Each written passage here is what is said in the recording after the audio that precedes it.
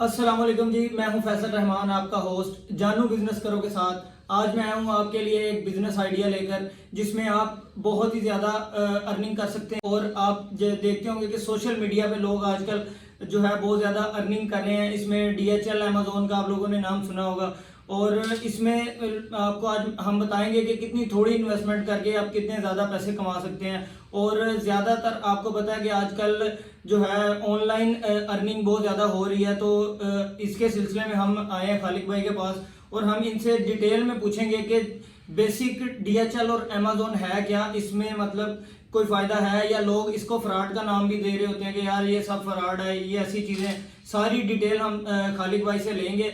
तो इसके बावजूद हम जो है इसमें खालिक भाई से ज़्यादा बाकी पूछते हैं कि जी खालिक भाई, इसमें आप बताइएगा कि DHL और ये अमेजोन बेसिक है क्या और इसकी हकीकत क्या है, ये बताइएगा। और इसमें हम कितनी अर्निंग कर सकते हैं और कितनी इन्वेस्टमेंट जो है वो कर सकते हैं, जी इसमें बताइएगा। अच्छा जी, सबसे पहले तो ये कि अस्सलाम वालेकुम। बात ये है कि जो अमेजोन या DHL है, ये जो अनडिलीवर्ड पार्सल्स आ रहे हैं ना, हम इसको अमेजोन बोल सकते हैं ना ही हम इसको DHL बोल सकते हैं।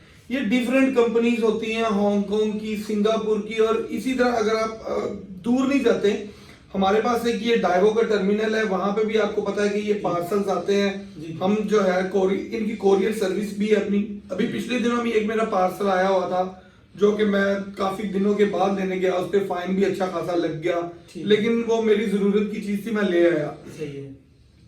अगर मैं ना लेने जाता तो वो तकरीबन 1.5 से 2 माह के बाद वो सारा सामान इकट्ठा करते, ऑक्शन में उसको निकाल देते। इसी तरह डिफरेंट कंपनीज हैं दुनिया में, हर मुल्क में इस तरह की कंपनीज होती हैं। अमेजोन या DHL का इसके साथ कोई ताल्लुक नहीं है, ठीक है।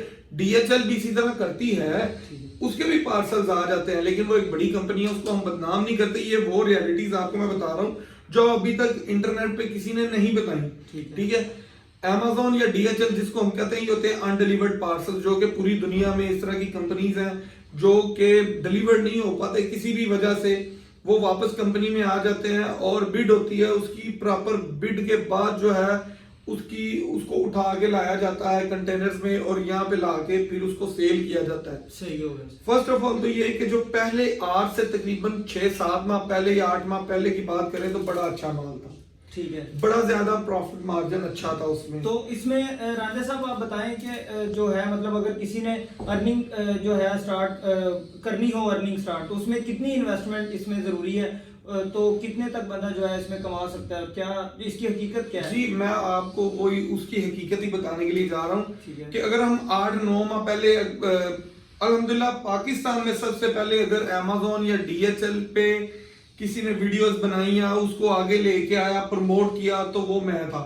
माशाल्लाह। इसके बाद जब ये वायरल होगी, वीडियोस वायरल होगी, लोगों ने काम शुरू कर दिया, पीछे से क्या हुआ, इंपोर्टर्स जो है होते हैं उनमें भी एक लालच पाया जाता है। जी जी, ठीक है।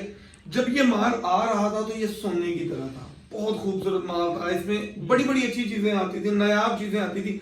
अभी भी माल अगर अच्छा आ जाता है तो वो एक दिन में सेल हो जाता है, सही है, ठीक है। लेकिन ज्यादातर अब इसमें थोड़ा फ्रॉड है।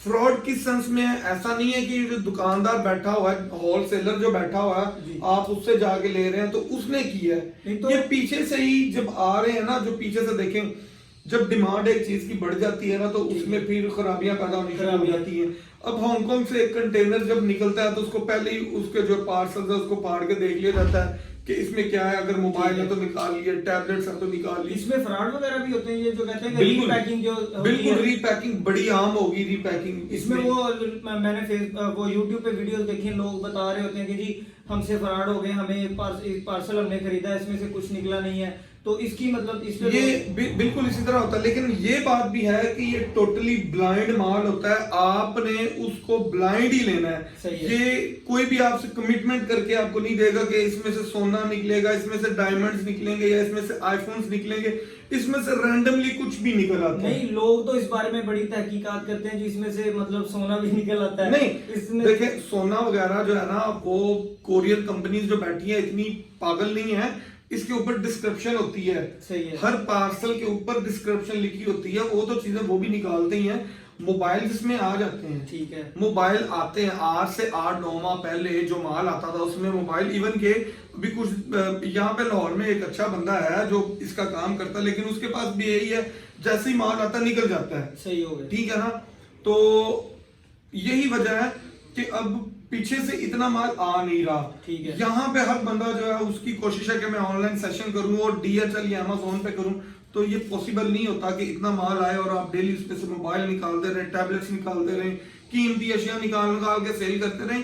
अब माल आता है लेकिन बहुत कम क्वांटिटी में आता है, और जैसे ही आता है और जो मतलब पक्के जो पुराने लोग हैं उनको पता चल जाता है कि जी माल आ गया, अच्छा माल, एक ही बंदा है, एक दो बंदे होते हैं जिनके पास आता है, उनसे पहले एडवांस बुकिंग होती है, वो उठा लिया जाता है।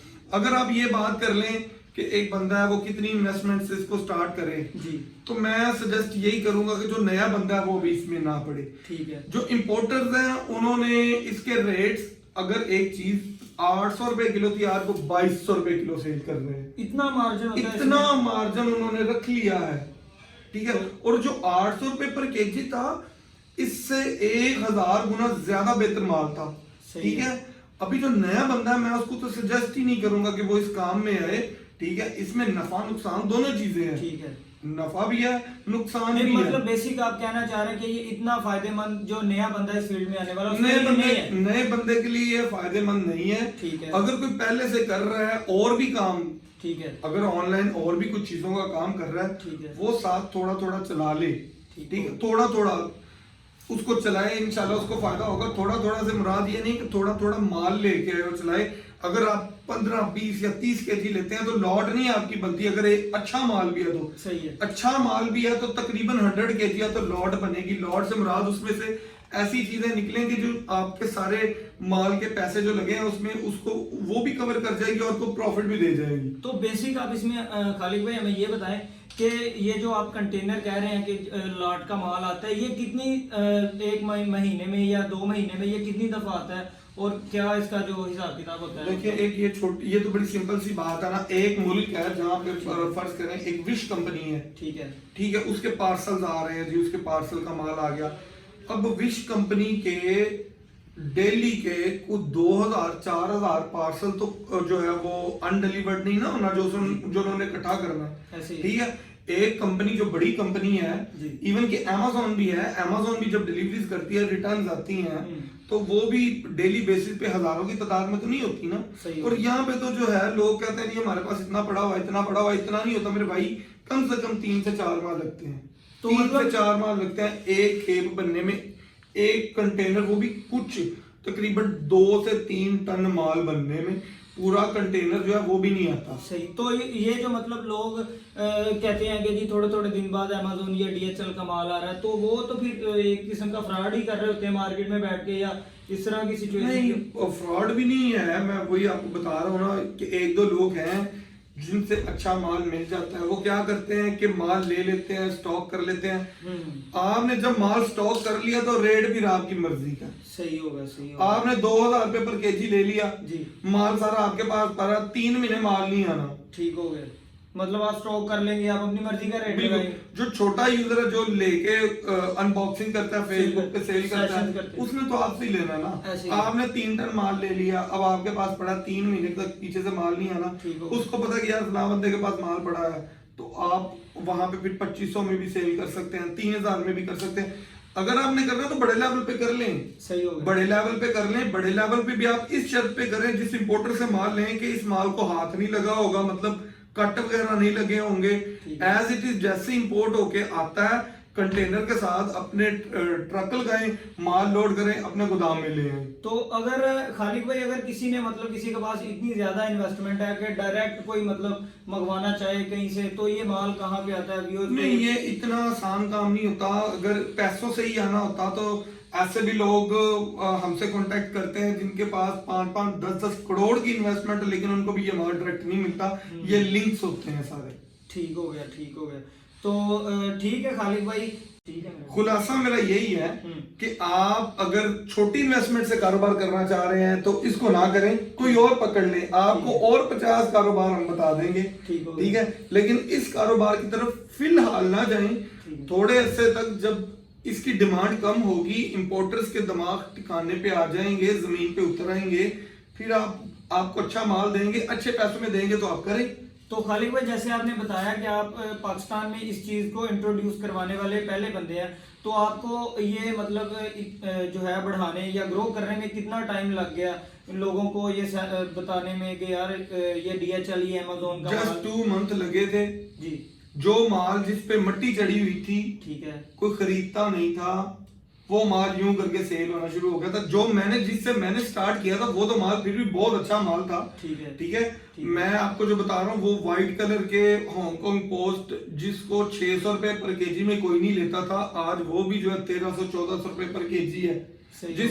जिस माल से मैंने स्टार्ट किया वो तो कदरे बेहतर था, वो तो बहुत बेहतर माल था। तो अभी इस चीज की डिमांड बढ़ गई है या कम हुई है पहले से? डिमांड बढ़ गई है, लेकिन जो नए लोग हैं छोटी इन्वेस्टमेंट लेके आते हैं मार्केट में 50,000 60,000, वो पहली इन्वेस्टमेंट करके जो है दिल बर्दाश्त हो जाता है। मतलब उसमें से उनके मुताबिक जो है जितने पैसे लगाते हैं उनमें से वैसे का माल नहीं निकलता उनकी एक्सपेक्टेशन। अगर हम देखते हैं ना कि यार वो फलां बंदा सेशन कर रहा है उसका माल बड़ा अच्छा निकलता, तो मेरे भाई उस बंदे ने लॉट उठाई हुई है पूरी की पूरी, उसने को 500-600 केजी माल उठाया हुआ है, 500-600 केजी में से जाके इतना माल बनता है, उसमें से जो कचरा निकलता है वो नहीं कोई देखता।